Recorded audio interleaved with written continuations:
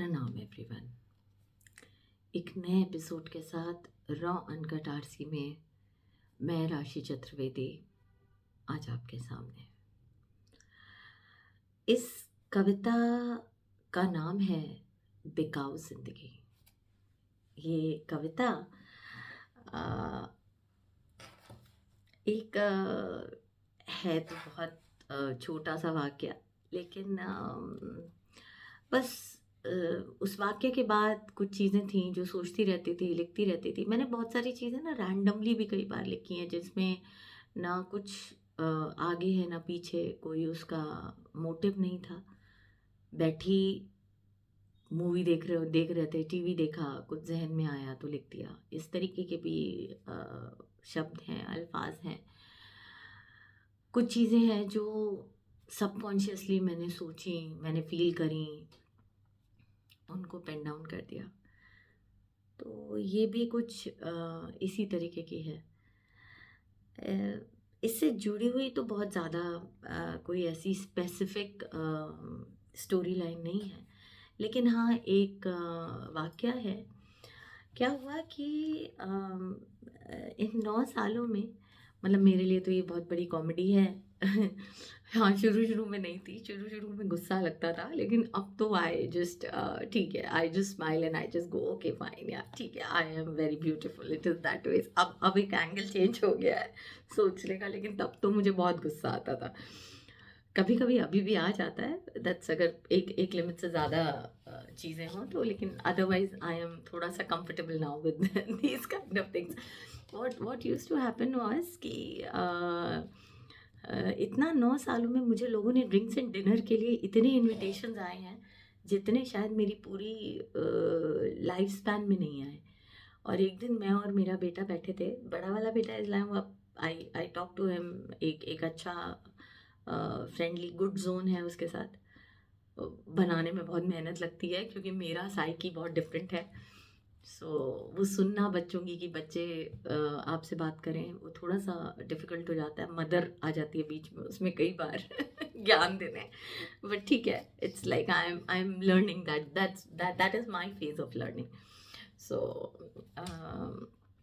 तो उसके साथ बैठी थी, तो उसके एक पता नहीं प्रोफेसर थे कि कौन थे, तो उन्होंने कॉल किया।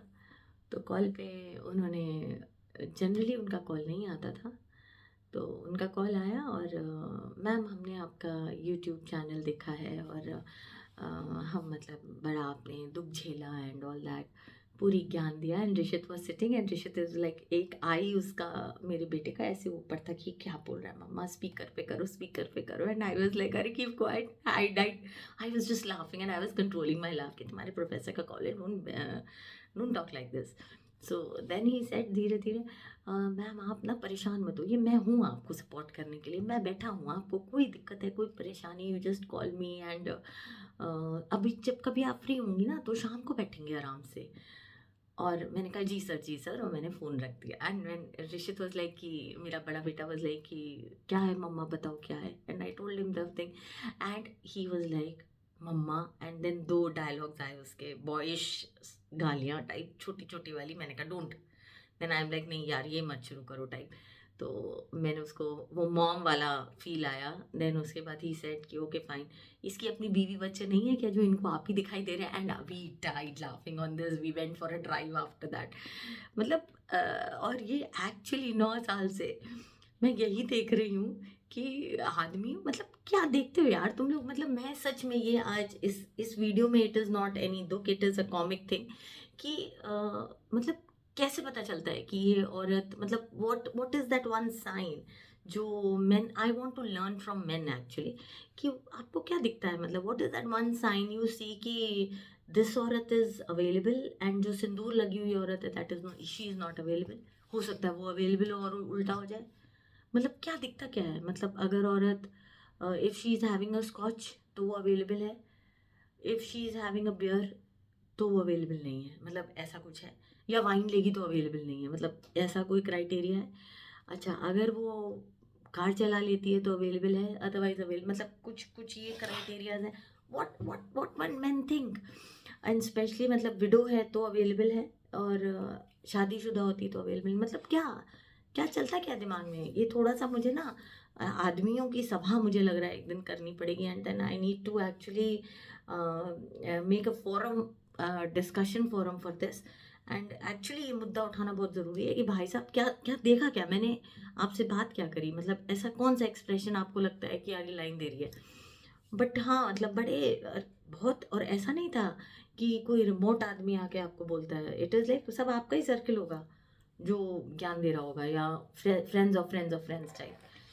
सो ये तो नो डाउट एक पॉइंट ऑफ वरी तो मेरे लिए अब है नहीं, मतलब टाइम पास है अब, तो ये एक तरीके का कॉमिक है चीज़।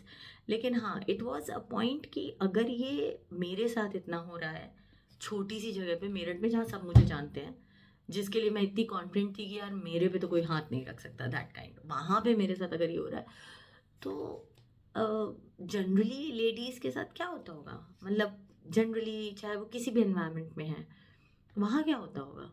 मतलब मैंने तो देखा है, मैं जॉब्स के लिए जब लखनऊ आई ना, तो मुझे शुरू में तो मैंने अपना विजन सेट नहीं किया था, तो जैसा पेरेंट्स ने बोला यार तुम एटलीस्ट जॉब तो कर लो, तो जॉब के लिए भी I went to various colleges institutes and जो भी मेरा क्राइटेरिया था, हॉस्पिटल्स। तो मैंने वहाँ देखा जब भी जीएम से मिली या जिससे भी, उसका क्राइटेरिया एक ही होता था। When he used to ask, दो तीन क्वेश्चंस हुए, उसके बाद उन्होंने पूछा मेरठ से यहाँ शिफ्ट क्यों हुई, तो झूठ तो आदमी बोलेगा नहीं, मैं मेरे जैसी झूठ क्यों बोलेगी, दैट काइंड्स, तो हम बता देते थे। जैसे ही पता चल जाता था मैडम शाम को क्या कर रही हैं, अरे भाई साहब तुमसे मतलब हम क्या कर रहे हैं तो मतलब वो तो कॉमिक था भाई। और एक टाइम के बाद तो एक दो जगह सुना, हमने कहा यार मैं नौकरी नहीं करूँगी, आई am not cut out for the नौकरी, मैं मार वाराऊंगी जाके। और मैंने अपने बेटे को ये कहा, मैंने कहा मैं, मुझे तो लग रहा है मैं कहीं पीट पाट के ही ना आ जाऊँ तो ये हुआ मेरे साथ एक ऑर्गेनाइजेशन में, मैं तो खींच के तो थप्पड़ लगाने वाली थी एक बंदे को, मतलब मेरा तो है वो, मतलब मेरे साथ तो ये एक्चुअली मुझे फ़र्क नहीं पड़ता है, मैं तो खींच खाच के, मेरा तो, मैं तो कॉलेज में भी बहुत मशहूर थी कि फालतू बोलो इससे और ये खींच के दो थप्पड़ लगा देगी मतलब वो है मेरी साइकी, हम पीट पाट आते हैं, हमें डर नहीं लगता है, तो इसलिए खींचा दो थप्पड़, नहीं अच्छा लग रहा दो थप्पड़ लगाओ निकलो आगे, ख़त्म बात। बट मैंने ये देखा कि जो लड़कियाँ इतनी वोकल नहीं है, उनको थोड़ा सा एक सोसाइटी प्रेशर है या डर है, वो बेचारी कैसे हैंडल करती होंगी, उनका क्या थॉट प्रोसेस होता होगा, ये थोड़ा सा जहन में मेरे आया। फिर then there was one episode like few months I think, नहीं काफ़ी टाइम हो चुका था, शायद कुछ महीने, अक्टूबर के बाद, नवम्बर आई थिंक, या 2017 के आसपास का टाइम था। तो then my mother in law and mom were talking, my mom and she were talking, and उनका राय आई शादी के ऊपर कि वो रिश्ता आया हुआ है, और एक है, उसके दो बच्चे हैं, बीवी मर गई है, और आप एक काम करिए, एक बच्चा आप बड़ा वाला आपके पास तो है ही, तो बड़े वाले को आप रख लीजिएगा, छोटे वाले को मैं रख लूँगी, और राशि से बात कर लीजिए, राशि की शादी कर देते हैं। मैं है ना, हमारी अम्मा ने हमसे बात करी, जब हमारी अम्मा ने हमसे बात करी तो थोड़ी देर तो हम सुनते रहे, 2 मिनट हो गया, तीन, समझ में तो हमें आ रहा था कि बात कहाँ जा रही, पूरी भूमिका बन रही थी, क्योंकि she knows me how I react to these things, तो वो साइकी उनको मेरी पता है कि इसकी कितनी साइकी है। तो आई टोल्ड हर, मैंने कहा मेरी कितनी उम्र है, मैंने ऐसे ही बात करी, मैंने कहा मेरी कितनी उम्र है मम्मा, मैं अपने डिसीजन खुद ले सकती हूँ कि मैं नहीं ले सकती, मैं 16-17 साल की, 18 साल की नहीं हूँ, आई एम 40 आई थिंक, तो मैं अपने डिसीजन ले सकती हूँ, मुझे किसके साथ घूमना है, किसके साथ जाना है, किसके साथ आना है, किसके साथ अपनी ज़िंदगी बितानी है, किसके साथ रहना है, वो मेरा डिसीजन है, मुझे अपने बच्चे कहाँ रखने हैं वो मेरा डिसीजन है, मैंने पैदा फेंकने के लिए नहीं करे। This was the actual blunt lines what I said. मतलब ऐसा सोच भी कैसे लेते हैं लोग कि एक बच्चा इसको दे दो, एक बच्चा उसको, क्यों दे दो भैया, फाइनेंशियली स्ट्रांग हो, फाइनेंशियली साउंड हो, फाइनेंशियली सेटल्ड हो, भाई कोई दिक्कत नहीं है, 3 गुने से ज़्यादा पैसा खर्च कर ही रहे हो, कोई गरीबी में नहीं जी रहे हो। तो मुझे ये समझ में नहीं आता कि पति के मरने के बाद मतलब औरत को लाचार, बेचारी, अबला, मतलब दुखियारी, गरीब, भिखारन क्यों बना देते हैं। अरे भैया हम भिखारन नहीं हैं। मैं अगर कल प्राडा पहनती थी आज भी पहनती हूँ, कल मैं हाई डिज़ाइन लेती थी आज भी लेती हूँ, जब महंगाई लेती हूँ सस्ता कुछ नहीं लेती, जिस पे हाथ रख देती हूँ वो उठा के ले आती हूँ। वो कल भी वही हाल था, आज भी वही हाल है, इनफैक्ट आज तो शायद मैं और ज़्यादा एक्सपेंसेस मेरे बढ़ गए हैं, लाविश हो गए हैं, because from day one I was earning. तो बच्चों के भी मतलब, तो मैं किस बात, why why do I need to compromise, and why my children need to compromise. लेकिन मार्केट में जब ये बात मैंने सुनी तो ये बात का एंगल बदल गया। वहाँ पे क्या था, अरे ये तो अभी देखना तुम, कुछ महीनों में एक बच्चे को देखो लखनऊ छोड़ आई है, दूसरे को ये हॉस्टल भेज देगी और ये खुद चली जाएगी। और ये आया एक बहुत ही क्लोज फ्रेंड से, मैं बताऊं, जिनसे मैंने एक्सपेक्ट नहीं करा था कि वो मेरे बारे में ऐसा बोलेंगे, आया उनके यहाँ से आया। और बड़ा क्लियरली बुला रहे, देखना तुम अभी ये उस बंदे के साथ फलाने बंदे का नाम वाम लिया, किसी का नाम, इनको आदत होती थी कि ये किसी का भी नाम ले लेते थे। मेरे को बंदा पसंद है नहीं पसंद है, भैया मेरा कैलिबर देखो, मेरी पढ़ाई देखो, मेरा साइकी देखो, मुझे जो बंदा पसंद आएगा वो यहाँ होगा, यहाँ नहीं होगा। मतलब दुकानदारों से मेरा हिसाब किताब नहीं बैठेगा। To be very blunt I am talking, it is not about I am against anyone, it is just about see the psyche, right. आपकी साइकी वो है, मेरी साइकी नहीं है, मेरी साइकी जो है वो मेरी है। तो मुझे पता है ना मुझे किस तरीके के बंदे समझ में आएंगे। तो जब आएंगे मेरी ज़िंदगी में, मेरे को जब प्यार होगा मैं अपना उसके साथ रहूँगी। मैं 4 साल बाद रहूँ, मैं बच्चों को सेटल करके रहूँ, मैं 60 साल की उम्र में शादी करूँ, मैं 70 साल की उम्र पे शादी करूँ, मैं 80 साल की उम्र पे शादी करूँ, मैं शादी ना करूँ, मैं लिव इन में रहूँ, वो मेरा डिसीजन है। तुम कौन हो भाई? तुम्हें हक किसने दिया ये डिसाइड करने का कि बच्चा यहाँ छोड़ो, बच्चा वहाँ छोड़ो? बट ये मैं देखती हूँ, ये कंसर्न के नाम पे गंदगी के अलावा और कुछ मुझे मिला नहीं। कंसर्न तो किसी को कुछ थी नहीं, कंसर्न होती तो आज कंडीशन और होती। क्योंकि क्या हुआ कि जैसा मैंने आपको बताया कि जैसे ही आप एक विडो का टैग लगता है ना, आदमियों की घंटी बजनी चालू हो जाती है। यार लड़की एक्सट्रोवर्ट है, ये तो बहुत अच्छे से बात कर लेती है, ये घूम भी सकती है, ये पी भी लेती है, ये खा भी लेती है, तो मतलब बंदी अवेलेबल है, भैया चलो ड्राइव पे ले चलो मैडम को। तो ये सब बड़ा होता था। तो ये अप्रोचेस आए और बड़े क्लियर कट अप्रोचेस थे। एक आध बार तो मुझे नहीं समझ में, पहली बार में तो मुझे लगा यार हाँ चलो फ्रेंड्स हैं। लेकिन हाँ, after the first time it click, मैंने कहा यार ये क्या न्यूसेंस है, मतलब फिर लगा नहीं there is some problem. then I started observing, when I feel there is a problem, then my observation instinct starts. So when I started observing the actions, the attitude and the way people were behaving, तब दुख हुआ, बुरा भी लगता था। आप तो it is like कि भाड़ में जाओ जिसको जो करना करो।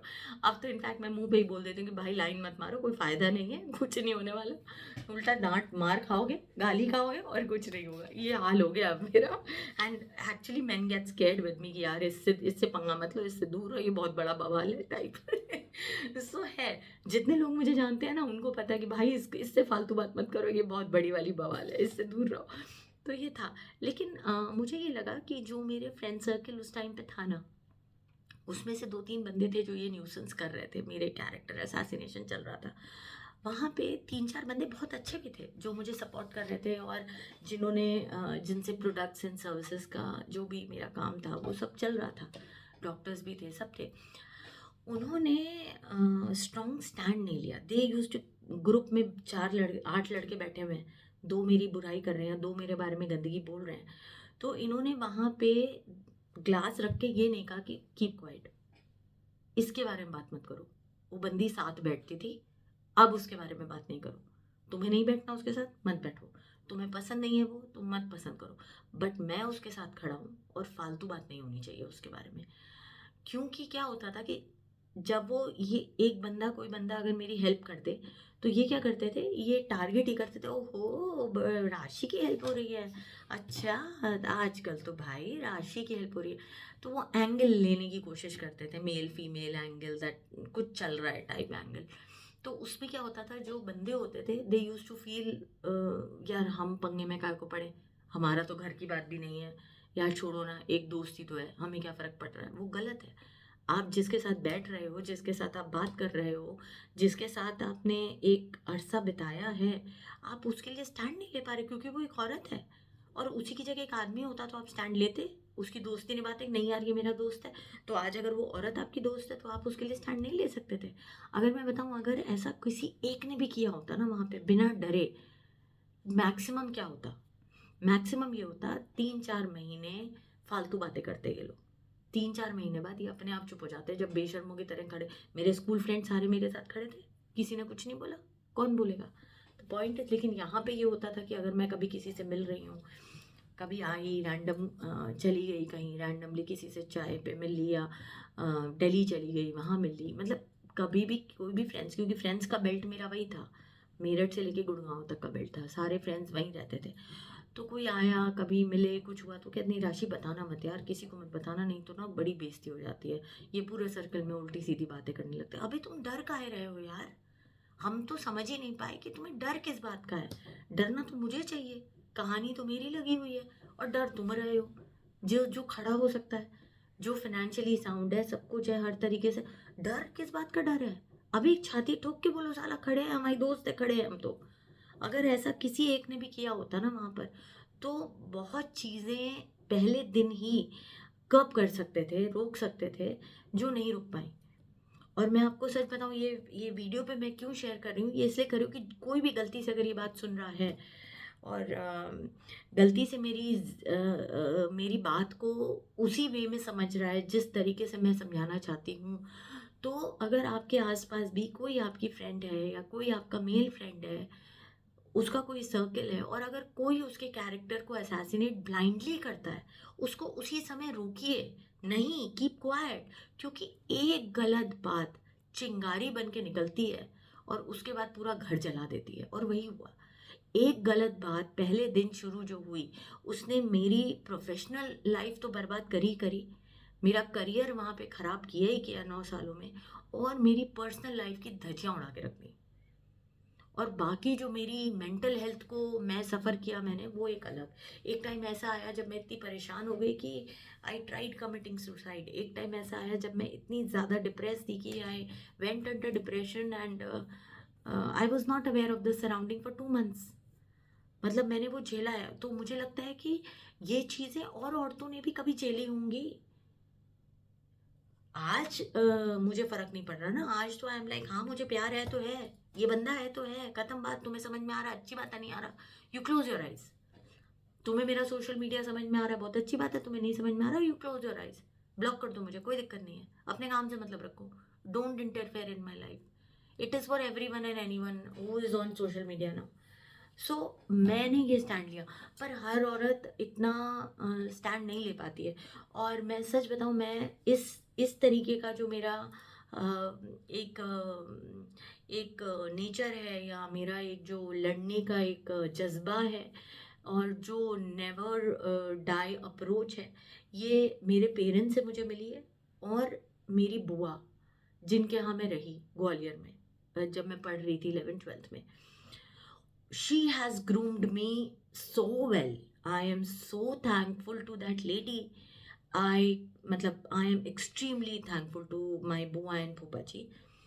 Her name is Guldan Chaturvedi, and I am extremely thankful to her कि उन्होंने मुझे जितना स्ट्रांगली चीज़ें सिखाई, उस टाइम पे मुझे वो फील नहीं था, लेकिन हाँ, अकेले काम करना, खुद करो खुद करो खुद करो, उस टाइम पे मुझे खराब लगता था कि और बुआ मुझसे काम करा रही हैं, नहीं। लेकिन वो जो मैंने अकेले किया ना, मैंने जाओ ये बैंक जाओ, इधर करो, कपड़े धो, फलाना करो, ढिमकाना करो, स्कूटर उठाओ वहाँ जाओ, ये करो वो जाओ, ये जाओ वो जाओ, मतलब she use to make me do everything myself. And because I was groom that way, I made my seriously, मेरी जो कोर ग्रूमिंग थी, उस वजह से मैंने अपने बच्चों को वैसे ही ग्रूम करा है।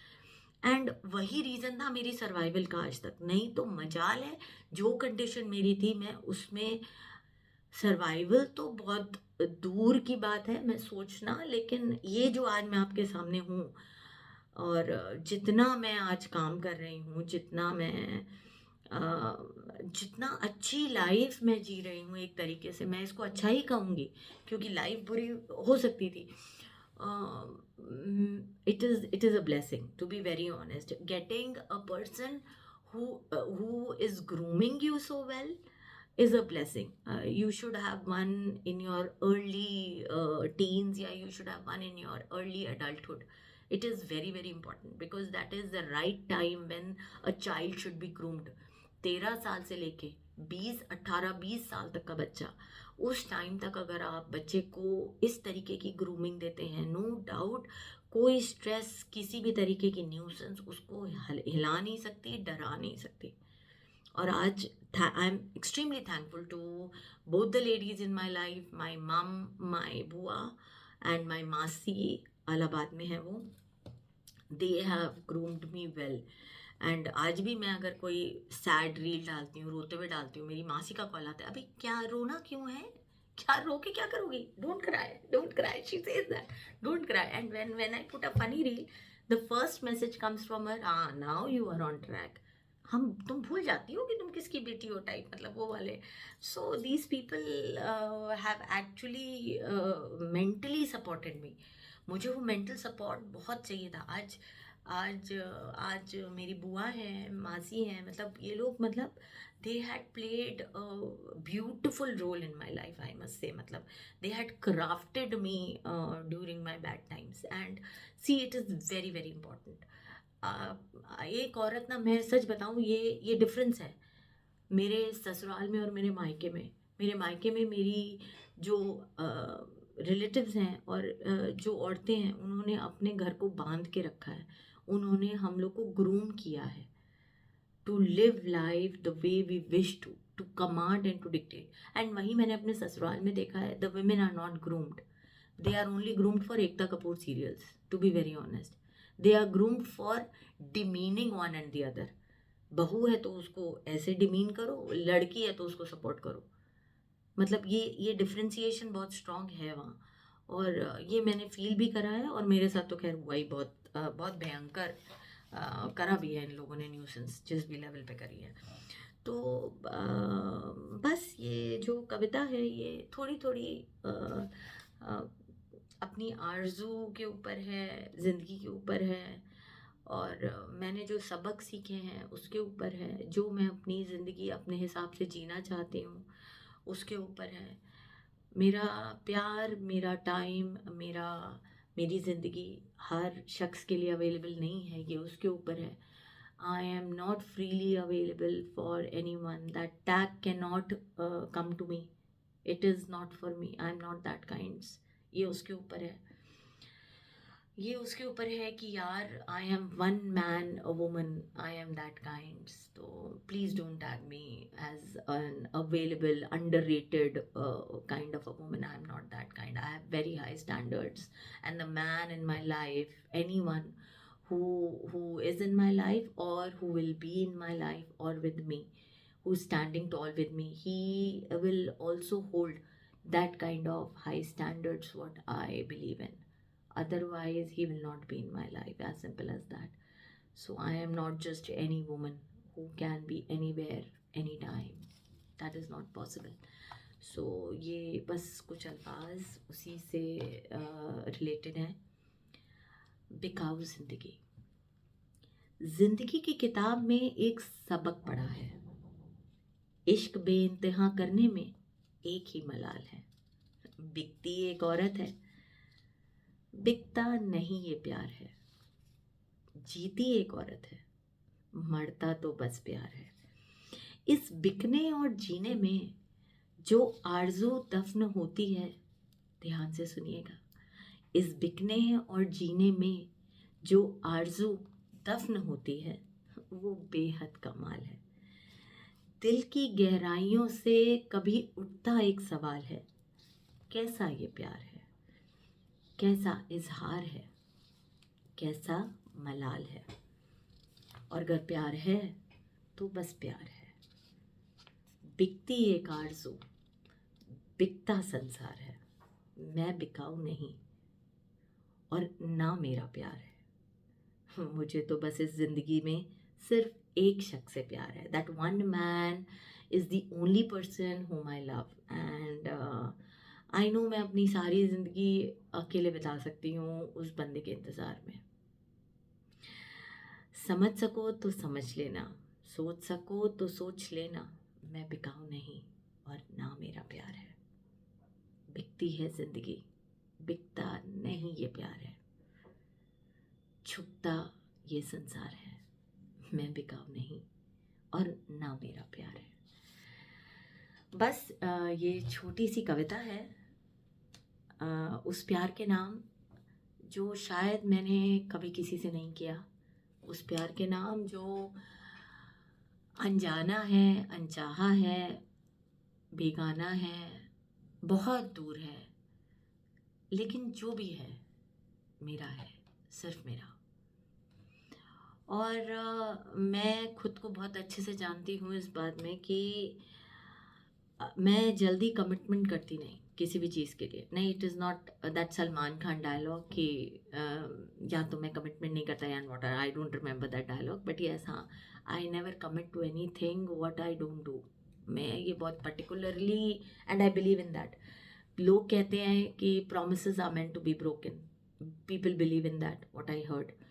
कमिटमेंट से लोग डरते हैं, लेकिन मुझे ये लगता है कमिटमेंट से ज़्यादा पायस और कमिटमेंट से ज़्यादा स्ट्रॉन्ग चीज़ कोई नहीं होती। आप जो कह रहे हो आप वो कर रहे हो। सो ईदर यू कमिट और you don't commit, but if you are committing, commit yourself fully to someone. ये नहीं कि कन्वीनियंस या अग्रीमेंट पे कमिटमेंट होगा। पॉइंट नंबर 1, इतना कमिटमेंट करूँगा, इतना नहीं करूँगा, या इतना करूँगी, इतना नहीं करूँगी, इतना मैं अवेलेबल हूँ, इतना मैं अवेलेबल नहीं रहूँगा, इतना मैं तुम्हारे पास आई थी, उतना मैं तुम्हारे पास नहीं आऊँगी। नो, अगर कमिटमेंट है तो पूरा है, अगर तुम हो तो पूरे हो, अगर तुम नहीं हो तो तुम नहीं हो। कमिटमेंट नहीं है तो नहीं है, सिंपल। सो जिंदगी है, जी लीजिए अच्छे से, क्योंकि आरज़ू तो हर आदमी की बहुत होती है कि हम ये करेंगे, हम वो करेंगे, हम ऐसे रहेंगे, हम वैसे रहेंगे। कई बंदे ऐसे भी होंगे या बंदियां ऐसी भी होंगी जिन्होंने प्यार किसी से किया, शादी किसी और से करी। और कई बंदे बंदियां ऐसे भी होंगे जिन्होंने प्यार जिससे किया, शादी उससे करी। और कई बंदे बंदियां ऐसे भी होंगे जिन्होंने प्यार तो किया पर शादी तक नहीं पहुंच पाए। और मैं उन सब से कहूँगी, अपने रिश्तों को संजो के रखिए, अपने कमिटमेंट्स को वैल्यू करिए। देखिए कि आप कितना सेंस ऑफ सिक्योरिटी आता है इन चीज़ों में, और एक्चुअली आता है। 2 घड़ी किसी और से बात करने से ज़्यादा ज़रूरी है 2 घड़ी उस शख्स से बात करना जिसको कभी आपने प्यार किया था, या जिसके लिए आप कमिटेड फील करते हैं। आप देखिएगा, एक रिलेशनशिप के इम्प्रूवमेंट में ये जो कम्युनिकेशन और कमिटमेंट का चैनल होता है ना, ये बहुत वर्क करता है, बहुत स्ट्रांगली वर्क करता है।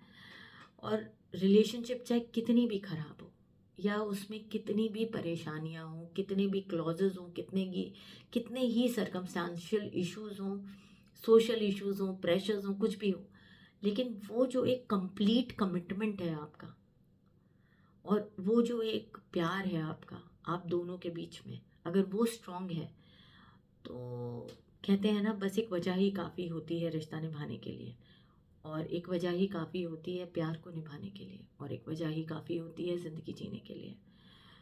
तो वो कमिटमेंट और कम्युनिकेशन आपको वो वजह देता है। और जब वो टूट जाता है तो बंदा टूट जाता है, फिर नहीं रहने का मन करता। तो अपनी ज़िंदगी में वो कमिटमेंट, वो कम्युनिकेशन लाइए। जिनसे आप प्यार करते हैं उनको बोलिए आई लव यू। जिनसे आप प्यार करते हैं उनको बोलिए आई मिस यू। जिनसे आप प्यार करते हैं उनको बोलिए yes I am committed to you and I am all yours. ये जो 4-5 वर्ड्स हैं ना, सेंटेंसेस कह लो, वर्ड्स कह लो, ये दिखने में बहुत छोटे हैं। लोग, आदमियों को लगता है अरे ये बोलने की ज़रूरत नहीं है, हम तो इतने साल से साथ हैं। नहीं, ज़रूरत होती है। आप देखिएगा जिस दिन आप ये बोलेंगे ना, एक अलग ही सेंस ऑफ कमिटमेंट उस रिश्ते में आएगा, और ये बहुत ज़रूरी होता है। सो इसी के साथ ही आज आप सबसे मैं विदा लेती हूँ। फिर मिलूँगी एक नई कविता के साथ, एक नई सोच के साथ, एक नई सोशल स्टिग्मा के साथ, या एक नई प्रॉब्लम के साथ जो औरतें फेस करती हैं या आदमी फेस करते हैं। ये किसी के साथ भी हो सकता है जो मेरे साथ हो रहा है। सो आई होप आपको मेरी बातें थोड़ा बहुत तो सोचने पे मजबूर कर ही देती होंगी, और जिनके साथ अगर ऐसा हुआ है तो शायद उनको एक रास्ता देती हूँ, एक थोड़ा सा कॉन्फिडेंस देती हूँ कि हाँ यार, ये खड़ी हो सकती है तो हम भी खड़े हो सकते हैं। कोई बड़ी बात नहीं है, हमें भी खड़े होना चाहिए अपने लिए। तो मैं उम्मीद करती हूँ आपको रॉ अनकट आरसी से थोड़ा सा ही सही प्यार होने लगा होगा, और मैं उम्मीद करती हूँ आपने मेरा channel RC voice overs like, share और सब्सक्राइब ज़रूर किया होगा, और अगर नहीं किया है, भूल गए हैं, तो प्लीज़ करिएगा। That's it. Take care and God bless.